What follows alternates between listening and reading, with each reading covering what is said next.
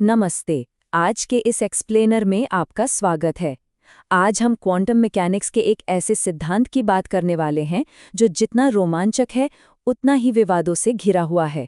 Quantum suicide और अमरता, जिसे हम क्वांटम इमॉर्टैलिटी भी कहते हैं।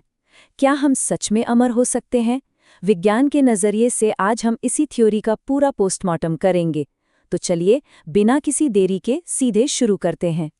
तो सबसे पहले ये क्वांटम इमॉर्टैलिटी आखिर भला क्या है? सीधे शब्दों में कहें तो यह एक विचार है जहां मेनी वर्ल्ड्स यानी बहुविश्व थ्योरी के आधार पर एक प्रयोगकर्ता मौत को मात दे देता है। सोचिए, एक क्वांटम मशीन है जो जीवन या मृत्यु तय करती है। थ्योरी कहती है कि हर बार जब मशीन ट्रिगर होती है तो ब्रह्मांड दो हिस्सों में बंट जाता है। एक में आपकी मौत हो जाती है, लेकिन दूसरे में आप जिंदा रहते हैं। और चूंकि आप केवल उसी दुनिया का अनुभव कर सकते हैं जहां आप जिंदा हैं, तो आपके अपने नजरिए से आप कभी नहीं मरते। गणितीय रूप से आपका एक वर्जन हमेशा जिंदा रहता है। सुनने में किसी सुपर हीरो मूवी की कहानी लगता है ना? लेकिन रुकिए, क्या ये सच में काम करता है? क्या ये हाइपोथेसिस असल दुनिया की भौतिक और दार्शनिक कसौटियों पर खली उतरती है? यही हमारा आज का सबसे बड़ा सवाल है। हमें ये देखना होगा कि क्या ये दिमाग घुमा देने वाला आइडिया सिर्फ कागजों पर ही अच्छा लगता है या असलियत में भी इसका कोई वजूद है। इसे अच्छे से समझने के लिए हमने आज के इस एक्सप्लेनर को 5 हिस्सों में बांटा है। पहला, एक्सपेरिमेंटल क्राइटेरिया। दूसरा, रियल वर्ल्ड फिजिबिलिटी। तीसरा, फिलोसॉफिकल नतीजे। चौथा, प्रोबेबिलिटी और डिसीजन थ्योरी। और पांचवा, हमारा फाइनल साइंटिफिक फैसला। तो चलिए पहले हिस्से से शुरू करते हैं। द एक्सपेरिमेंटल क्राइटेरिया, यानी वो शर्तें जो इस थ्योरी को साबित करने के लिए जरूरी है। जाने माने भौतिक विज्ञानी मैक्स टेगमार्क ने इस क्वांटम सुसाइड एक्सपेरिमेंट के लिए 3 बहुत ही सख्त नियम बनाए हैं। पहला नियम, आपको एक क्वांटम रैंडम नंबर जनरेटर का इस्तेमाल करना होगा, किसी आम मशीन का नहीं। दूसरा, मौत या बेहोशी इतनी तेज होनी चाहिए कि आपको इसका एहसास तक न हो सके, मतलब पलक झपकने से भी तेज। और तीसरा नियम, मशीन ऐसी होनी चाहिए जो आपको पक्का मार दे, सिर्फ घायल न करे। अगर इनमें से एक भी शर्त पूरी नहीं होती है ना, तो समझ लीजिए ये पूरी थ्योरी ताश के पत्तों की तरह ढह जाएगी। अब आते हैं दूसरे हिस्से पर, रियल वर्ल्ड फीजिबिलिटी। क्या टेगमार्क के इन नियमों को हम अपनी असल दुनिया में लागू कर सकते हैं? सच कहूं तो ज्यादातर वैज्ञानिक मानते हैं कि प्रैक्टिकली ऐसा होना लगभग नामुमकिन है। आइए समझते हैं क्यों। देखिए, सबसे बड़ी गड़बड़ यहाँ है। ये थ्योरी एक लाइट स्विच की तरह काम करती है, यानी मौत तुरंत होनी चाहिए, जैसे खट से स्विच ऑफ किया और अंधेरा। लेकिन दार्शनिक डेविड वॉलिस हमें याद दिलाते हैं कि असल दुनिया में मौत किसी स्विच की तरह नहीं, बल्कि एक डिम होते हुए बल्ब की तरह होती है। हमारी चेतना यानी हमारा कॉन्शियसनेस हमारे दिमाग के लाखों न्यूरॉन्स से मिलकर बनता है। ये अचानक से ऑफ नहीं होता, बल्कि धीरे धीरे फेड होता है। और चूंकि मौत एक बायोलॉजिकल प्रोसेस है, कोई अचानक घटने वाली घटना नहीं, इसलिए ये टेगमार्क की दूसरी शर्त को बुरी तरह फेल कर देती है। खुद मैक्स टेगमार्क भी ये मानते हैं।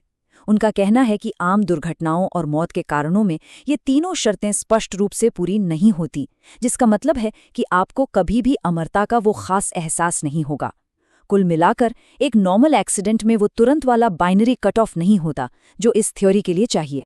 इसीलिए इस थ्योरी को सच मानकर कोई भी बेवकूफ़ी भरा कदम उठाना बहुत भारी पड़ सकता है। कॉस्मोलॉजिस्ट एंथनी अगायर ने तो साफ चेतावनी दी है। वो कहते हैं कि जिंदगी और मौत के किसी भी मामले में इस संभावना के भरोसे कोई भी फैसला लेना चरम मूर्खतापूर्ण और स्वार्थी होगा। मतलब इन विवादास्पद और ख्याली क्वांटम थ्योरीज को प्रैक्टिकल लाइफ एडवाइस मान लेना एक बहुत बड़ा ब्लंडर हो सकता है। चलिए अब तीसरे हिस्से की बात करते हैं, फिलोसॉफिकल नतीजे। मान लेते हैं, सिर्फ थोड़ी देर के लिए मान लेते हैं कि ये थ्योरी किसी तरह से सच हो गई, तो उस इंसान का एक्चुअल एक्सपीरियंस कैसा होगा? यहीं पर एंट्री होती है दार्शनिक डेविड लुइस की, और उनका विचार सच में रोंगटे खड़े कर देने वाला है। इसे द टेरिफाइंग कोरोलरी या भयानक परिणाम कहा जाता है। जरा सोचिए, मेनी वर्ल्ड्स थ्योरी आपको सिर्फ जिंदा रखने की गारंटी देती है, अच्छे स्वास्थ्य की नहीं। इसका नतीजा ये हो सकता है कि आपकी उम्र बढ़ती जाए, शरीर का अंतहीन क्षय होता रहे, आप हमेशा दर्द में रहें और मौत के ठीक किनारे पर लटके रहें, लेकिन मरें कभी नहीं। है ना डरावना? हालांकि एक और दार्शनिक हैं, इस्त्वान अरण्योसी, जो इस डरावने आइडिया से पूरी तरह सहमत नहीं है। वो 2 और पॉसिबिलिटीज देते हैं। पहला है कंफर्टिंग कोरोलरी, यानी एक राहत भरा नतीजा जहां आप कभी बहुत बीमार ही नहीं पड़ते। और दूसरा है मोमेंटरी लाइफ, जिसमें आपका अनंत जीवन लगभग पूरी तरह से बेहोशी में कटता है, जिसमें बस कुछ सेकंड के लिए आपको होश आता है और आपको कुछ याद नहीं रहता। सच बताइए, क्या इनमें से कोई भी ऑप्शन आपको अमरता का कोई शानदार रूप लगता है? बिल्कुल नहीं। अब बढ़ते हैं चौथे सेक्शन की तरफ, प्रोबेबिलिटी और डिसीजन थ्योरी। विज्ञान के इस हिस्से में फिजिसिस्ट सच में इस थ्योरी के लॉजिक की धज्जियां उड़ाते हैं। आखिर ऐसे क्वांटम हालात में एक समझदार इंसान को कैसे बिहेव करना चाहिए? इस पूरी बहस की जड़ में दो नज़रियों का एक बहुत बड़ा टकराव है। एक तरफ है आगे क्या होगा, यानी यूनिवर्स का कई हिस्सों में बढ़ जाना, जो एक ऑब्जेक्टिव और मैथमेटिकल सच है, और दूसरी तरफ है आगे क्या महसूस होगा, यानी आपका सब्जेक्टिव एक्सपीरियंस। अमरता का पूरा खेल सिर्फ इस बात पर टिका है कि आप केवल अपनी सब्जेक्टिव फीलिंग पर ध्यान दें और उस कड़वे सच को इग्नोर कर दें जहां आपके एक वर्जन की मौत हो चुकी है। लेकिन दार्शनिक डेविड पैपिन्यू इसे सिरे से नकारते हैं। उनका सीधा सा तर्क है कि जिंदगी और मौत के मामलों में भी आम प्रोबेबिलिटी के नियम ही लागू होते हैं। सिर्फ इसलिए कि इसमें हमारी चेतना शामिल है, हम मैथ्स के नियम नहीं बदल सकते। अगर किसी यूनिवर्स की ब्रांच में आपके मरने के चांस ज्यादा हैं, तो आपको उसी नॉर्मल मैथमेटिकल इंटेंसिटी के साथ अपनी मौत की उम्मीद करनी चाहिए, ना कि किसी चमत्कार की। दुनिया के कुछ सबसे बड़े फिजिसिस्ट भी इसके खिलाफ ठोस तर्क देते हैं।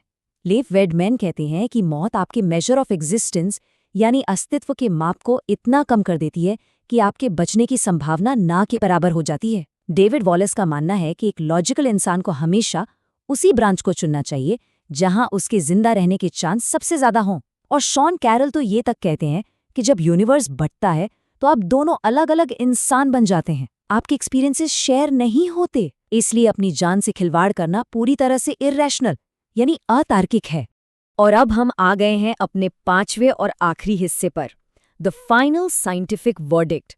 हमने इसके एक्सपेरिमेंट्स देखे, रियल वर्ल्ड की मुश्किलें देखीं, डरावने दर्शन देखे और प्रोबेबिलिटी का सच भी जाना। तो अब फाइनल निष्कर्ष क्या है? भौतिक वैज्ञानिक फिलिप बॉल यहाँ बिल्कुल सटीक क्रिटिक देते हैं। वो इस पूरे विचार को कॉग्निटिवली अनस्टेबल या संज्ञानात्मक रूप से अस्थिर मानते हैं। असली दिक्कत ये है कि मैनी वर्ल्ड्स इंटरप्रिटेशन में कोई इंसान क्या महसूस कर सकता है, इसका कोई मतलब ही नहीं रह जाता। आपकी चेतना अलग अलग ब्रांचेस में स्मूथली ट्रांसफर नहीं होती। जो इंसान एक्सपेरिमेंट से पहले था और जो बच गया, वो लॉजिकली दो अलग अलग लोग हैं। इसलिए एक लगातार जिंदा रहने वाले स्व का पूरा कॉन्सेप्ट ही अपने आप में गलत है। तो चलिए इस एक्सप्लेनर को एक बहुत ही दिलचस्प सवाल के साथ खत्म करते हैं। अगर एंथ्रोपिक सिद्धांत कहता है कि हम सिर्फ वही दुनिया देख सकते हैं जहां हम जिंदा हैं, तो क्या तेजी से गिरता हुआ अस्तित्व का माप क्वांटम अमरता को बस गणित का एक बहुत बड़ा धोखा बना देता है? आज की वैज्ञानिक सर्वसम्मति तो जोर शोर से हाँ ही कहती है। भारी असंभावना, बायोलॉजिकल मौत की कड़वी सच्चाई और पहचान का बट जाना, ये सब यही बताते हैं कि क्वांटम सुसाइड एक कमाल का थॉट एक्सपेरिमेंट जरूर है, लेकिन असली जिंदगी में ये एक भयानक मार्गदर्शक है। अब इन क्वांटम थ्योरीज की असली लिमिट्स क्या हैं, ये सोचने का काम हम आप पर छोड़ते हैं। इस एक्सप्लेनर में हमारे साथ जुड़ने के लिए आपका बहुत बहुत शुक्रिया।